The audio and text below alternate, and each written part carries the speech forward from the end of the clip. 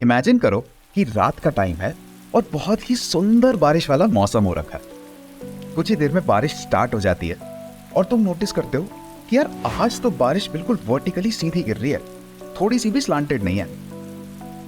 अब इस बारिश में तुम्हारा मन करता है कि यार चलो भागते हैं। जैसे ही तुम भागना शुरू करते हो तो तुम्हें दिखता है कि अरे ये बारिश तो सडनली टेढ़ी लगने लगी है। जैसे ही तुम स्टिल हो जाते हो बारिश फिर सीधी, फिर जैसे ही तुम भागना शुरू करते हो बारिश फिर टेढ़ी। अब इसी चीज को एक बार साइड से देखते हैं। जब तक तो तुम स्टिल हो तब तक बारिश बिल्कुल सीधी नजर आ रही है, लेकिन जैसे ही तुम भागना शुरू करते हो बारिश टेढ़ी लगने लगती है।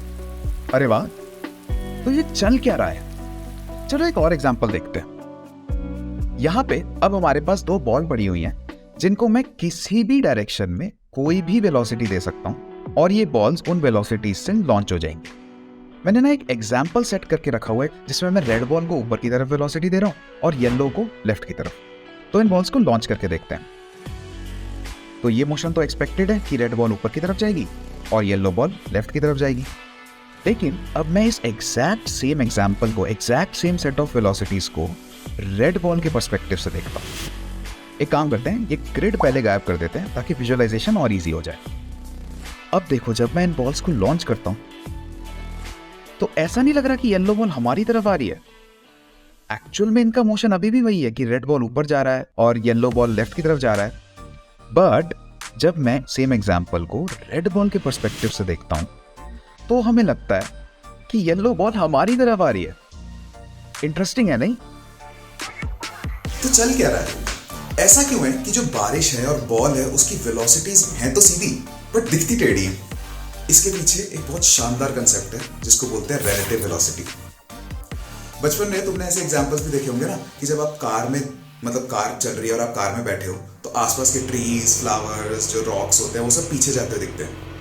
ऑब्वियसली आपको ये पता है कि ट्री स्टेशनरी है बट आपके रिस्पेक्ट में तो पीछे जा रहे हैं ना। तो अगर आपकी वेलोसिटी चलते हुए v है तो आपके रिस्पेक्ट में आपको जो ट्रीज हैं वो -v से पीछे जाते हुए दिखेंगे। इनफैक्ट ट्रीज हो गए, रॉक्स, फ्लावर्स, सब कुछ, ठीक है।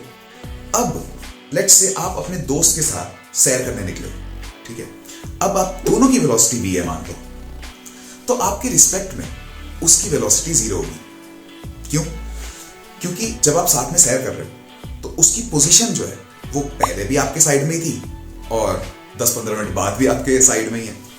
तो आपके रिस्पेक्ट में उसकी पोजीशन चेंज नहीं हुई। रियल वर्ल्ड में उसकी पोजीशन चेंज हुई, आप दोनों सैर कर रहे हो, बट आपके रिस्पेक्ट में उसकी पोजीशन चेंज नहीं हुई। इसका मतलब आपके रिस्पेक्ट में उसकी कोई डिस्प्लेसमेंट नहीं हुई। इसका मतलब आपके रिस्पेक्ट में उसकी कोई वेलोसिटी नहीं थी। रियल वर्ल्ड में आप दोनों की वेलोसिटी है बट उस आपके रिस्पेक्ट में वेलोसिटी नहीं थी। तो इन दोनों ऑब्जर्वेशन से ये समझ में आ रहा है कि अगर आपको वर्ल्ड में किसी भी चीज की वेलोसिटी देखनी है तो आपके रिस्पेक्ट में अगर देखनी है, एक्चुअल वेलोसिटीज तो होंगी 0 होगी, जैसी मर्जी होगी, बट अगर आपको अपने रिस्पेक्ट में देखनी है, रिलेटिव टू यू, तो उनकी वेलोसिटीज में से अपनी वेलोसिटी सब्ट्रैक्ट करनी पड़ेगी। तो क्या तुम अब बता सकते हो कि येलो बॉल जिसकी वेलोसिटी एक्चुअल में लेफ्ट की तरफ थी, उसको जब हम रेड बॉल के पर्सपेक्टिव से देख रहे थे, रेड बॉल के रिलेटिव देख रहे थे, तब हमें येलो बॉल हमारी तरफ आती क्यों लग रही थी? क्या आप बता सकते हो?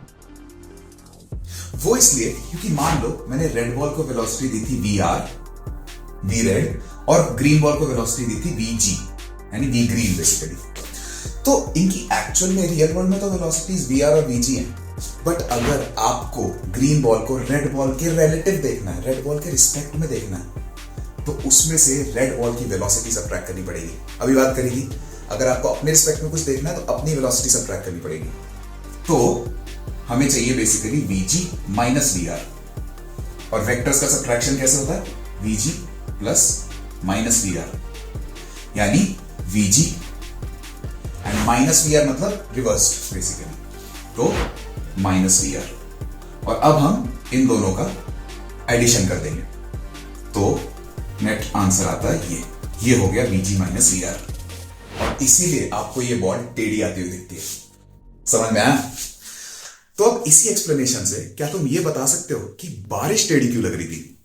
तो आंसर ये है कि मान लो रेन की वेलोसिटी थी vr, v रेन, और आपकी वेलोसिटी थी vp, v पर्सन बेसिकली।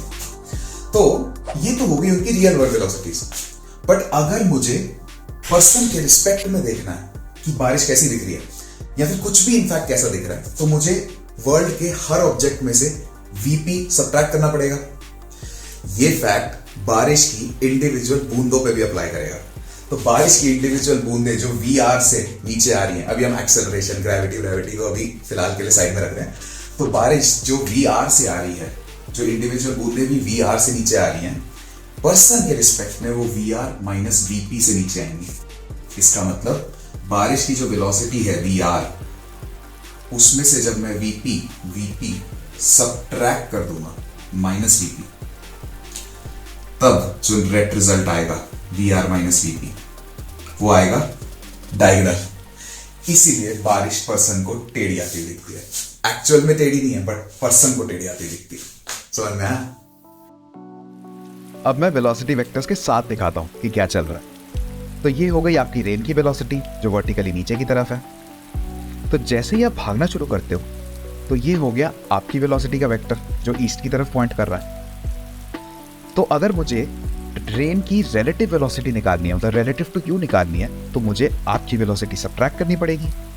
तो चलो सब्ट्रैक्शन ऑन करके देख लेते हैं। अब ये देखो, ये हो गया आपकी वेलोसिटी का नेगेटिव, और जब हम इन दोनों को ऐड करते हैं, रेन की वेलोसिटी और आपके नेगेटिव वेक्टर को, तो हमें जो सब्ट्रैक्शन वेक्टर मिलता है, रेन उस डायरेक्शन में आपको रिलेटिव दिखाई देती है। इनफैक्ट जब मैं आपकी स्पीड बढ़ा भी देता हूं ना, तो देखो, क्योंकि आपकी स्पीड बढ़ गई इसलिए नेगेटिव वेक्टर की भी लेंथ बढ़ गई, इसलिए सब्ट्रैक्शन वेक्टर भी चेंज हो गया, इसलिए अब आपको रेन और ज्यादा एंगल पे दिखती है। इनफैक्ट इससे भी ज्यादा इंटरेस्टिंग बात तो ये है कि अगर आप बीच रास्ते अपनी वेलोसिटी चेंज कर लो, अब आपकी वेलोसिटी वेस्ट की तरफ हो गई, इसलिए अब रेन आपको ईस्ट की तरफ दिख रही है, क्योंकि सब्ट्रैक्शन वेक्टर इस डायरेक्शन में हो गया। है ना इंटरेस्टिंग? तो देखो यार, बेसिक कंसेप्ट तो कंप्लीट हो चुका है और टेक्निकली यहां पे मैं वीडियो एंड कर सकता हूं। लेकिन मुझे ऐसा लगता है कि आगे वाला जो पार्ट है ना, वो आपके ब्रेन के ग्रोथ के लिए ना बहुत इंपॉर्टेंट है। हम इस कंसेप्ट को और रिगरस वे में एक्सप्लोर करेंगे और आई एम श्योर कि उसके बाद तुम्हारे जो कंसेप्ट्स है ना, वो रॉक सॉलिड हो जाएंगे। Trust me.